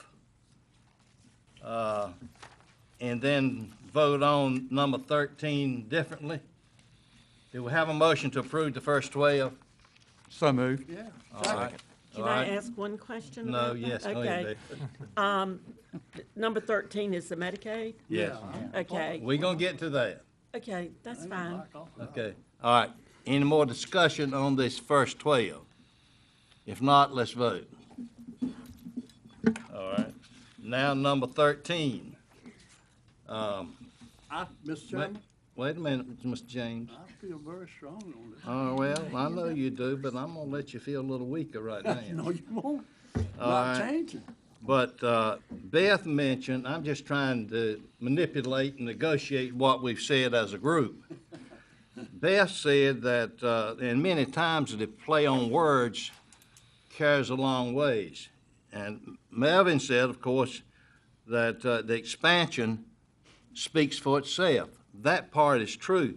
But when you got Medicare in its present posture and Medicare in its later posture, then there is a difference, Melvin. You don't want to avoid Medicare just because you want to avoid expansion. So let me suggest this. If you put here, Janice, help us, if you put Medicare funds, which would include prior and future, would that relieve your concern about expansion, Beth?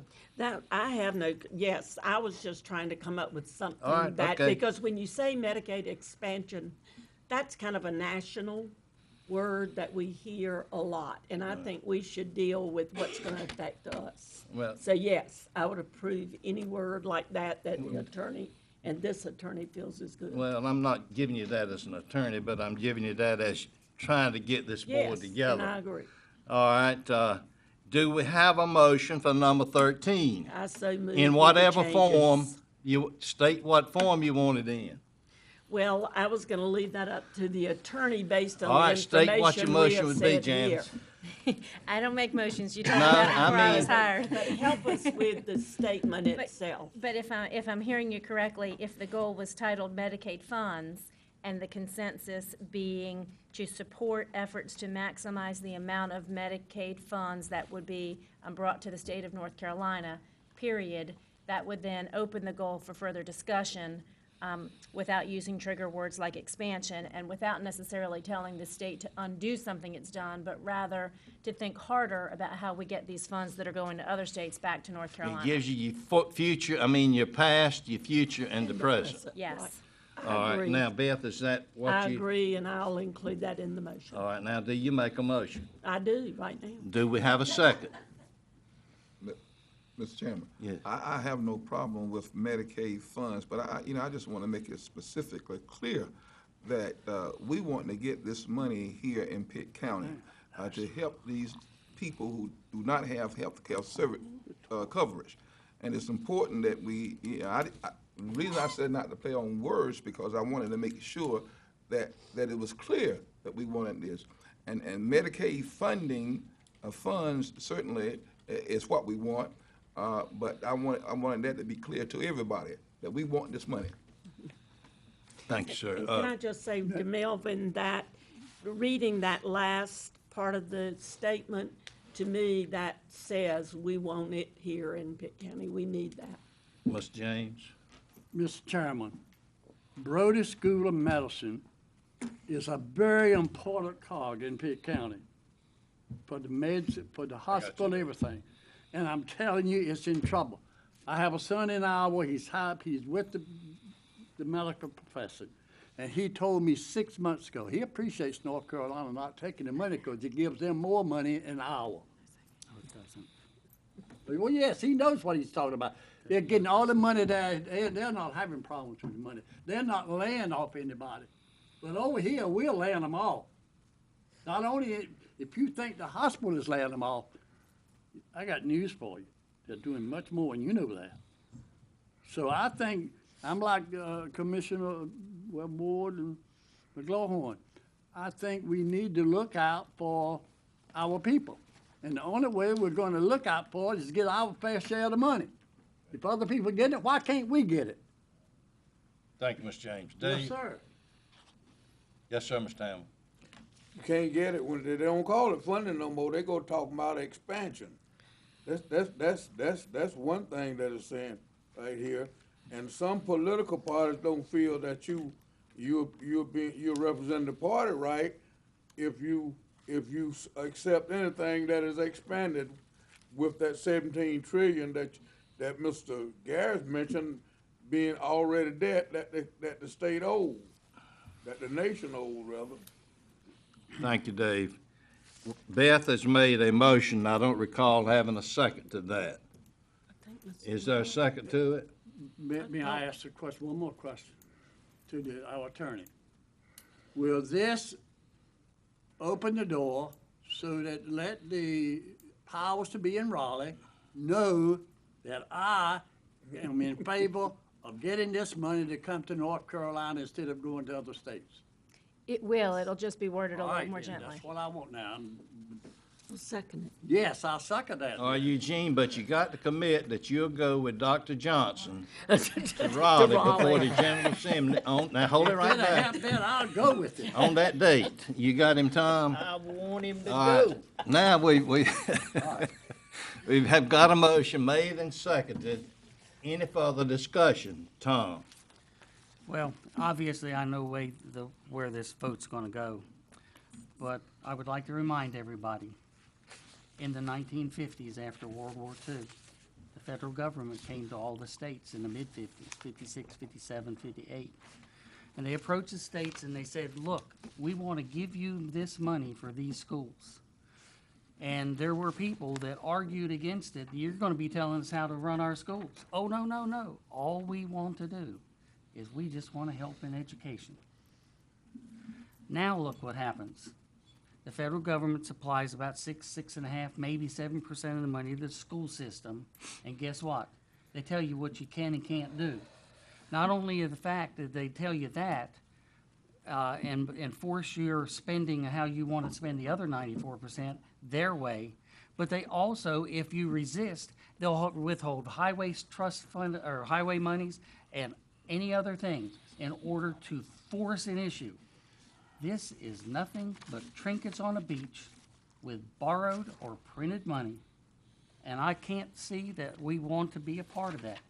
And I disagree that the extra dollars, supposedly extra dollars, are being divvied up amongst the other states. I'm going to have to check into that because I don't think that's true. I think that that's what they were given, what they were offered, and that was it. And I'm pretty sure of that. But just remember, this is a slippery slope. And there is nothing that guarantees that the federal government won't dump all of this expense onto us in the future.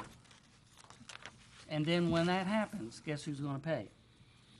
We're going to have to raise state taxes unless the state forces it down to the counties, which you just heard Glenn say that that's some of the rumblings going on in the legislature right now. This could have long-term bad consequences. So if you vote for it, please just be remembering it, because there are three types of memory: good, bad, and convenient. And when this finally comes to pass and it hits the counties right smack between the eyes, please don't have a convenient or a bad memory. Thank you, Tom. Glenn? Thank you, Mr. Chairman. Just restating the word of caution. You know, if we do this and it does pass, and let's say Raleigh changes their mind, if it turns out to be a bad deal at some point, if the state gets saddled with a huge burden, they could very well and easily, at a midnight vote, pass us along a huge mandate that we can't fit. And it's happened before. And the problem is, the position we'll be in is the posture the General Assembly will take is that you asked for it. You sent us resolutions asking for it. And it's not about the expansion and getting people health care, because Lord knows that the healthcare system has to be addressed in its current and future form. It's not working, and so we sympathize with the people that need the care. However, to put us on the hook for $500 million statewide and to be the counties asking for it when the state can't meet that obligation, I'm very afraid that it's going to come down to us. We already have to fight off things we didn't ask for that the state already has obligations to meet when it comes to funding teachers. When we fund our own teachers, over 70 positions in the county, that's a state responsibility. Every year we have to fight off larger allocations of sales tax from the state to keep it coming to us. And every year we have to have the same transportation fight. Healthcare is the next big bubble that we're going to face with the state. And that is my concern. And it's not the expansion part of it. It is the unfunded mandate part of it, because those dollars will run out at a specified time in the future. And the last time I'll say it, I'm just very concerned that the state will take the posture that you counties asked for it, we did it, we can't afford it, it's yours. Thank you, Mr. Webb. I believe we've got a motion. It's been made and seconded on this number 13. No, what is it? 13, Medicaid. Yeah, number 13, as Janice read off to us a few moments ago, all in favor of that as being part of the proposed statewide legislative goals indicate by voting.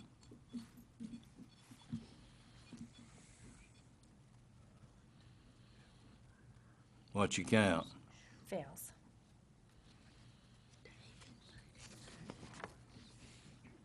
So that fails, is that correct? Correct. All that right. fails. Now, is there any further discussion on that issue?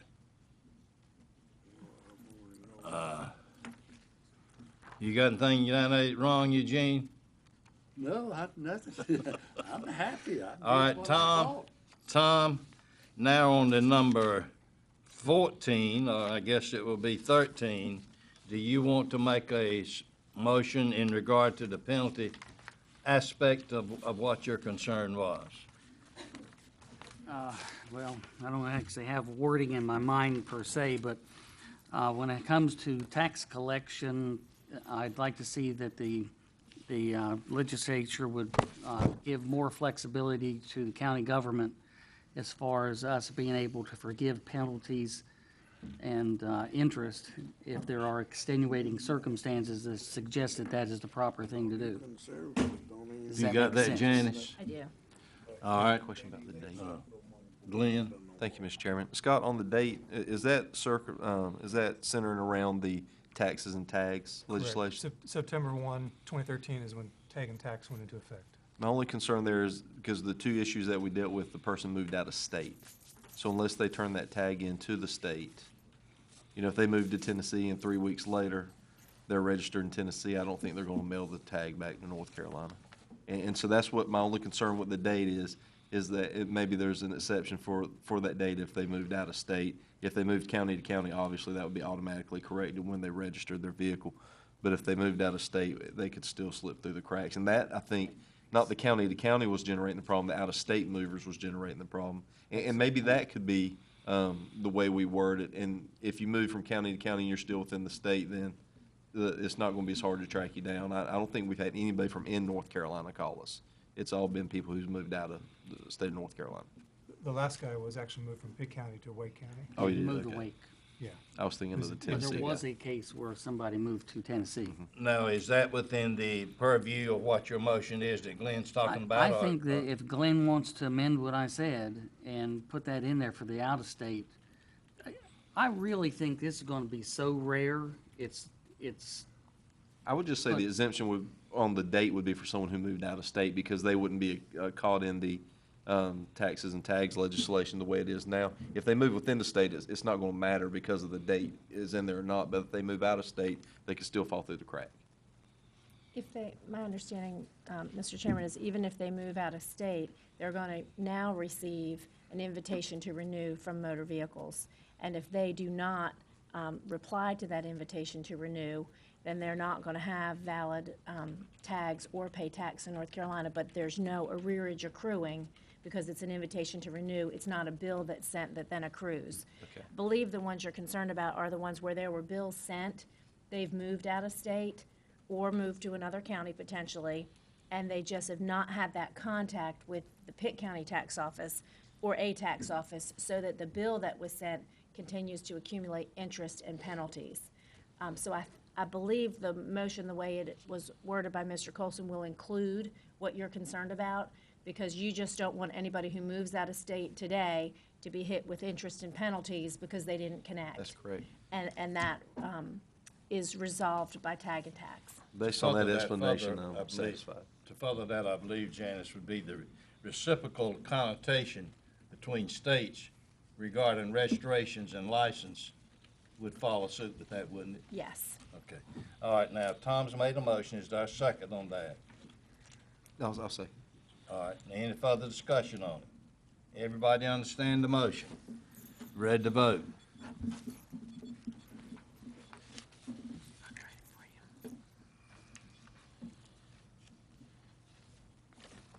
David. Dave?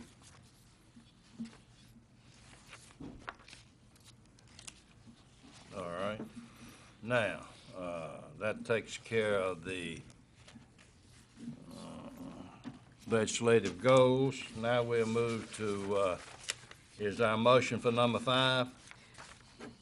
Is this, which one is this? The Appointment Fire Commission. Commission, I'd Yeah. like to make a motion that we accept the recommended 3 members to be appointed to the Fire Commission for the Aid and Rural Service. Is there a second? Second. All right, let's vote. All right, number 6.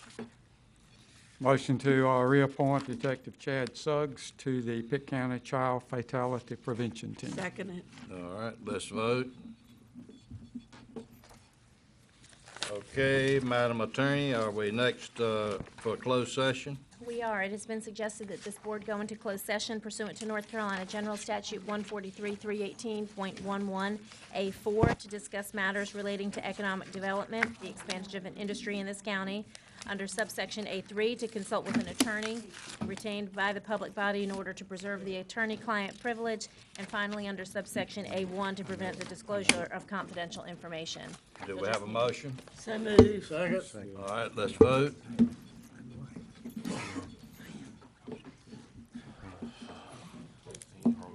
We'll be in closed session momentarily as soon as the public has a chance to exit.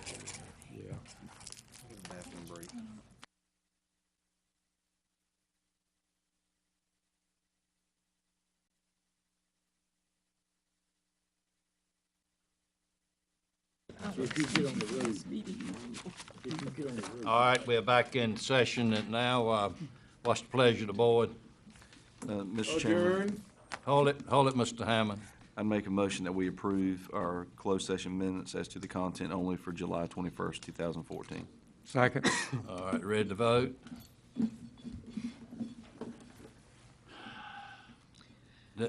All right, Reverend Hammond, you got a motion? Adjourn. All right, is there a second? David hit All in favor indicate by voting. Confirm, tell him to hit Confirm, David. confirm first. No, we got voted. Confirm first. Yes, David. Need Mr. Hammond to confirm on the minutes. Confirmed David hit first. confirm. In regard to technology, it's on now. We want to vote again. Please do. This is Yes. for your motion to adjourn. All right. Thank you. Y'all have a good day. Thank you, Lord. Get out of here. I'll call my highway department.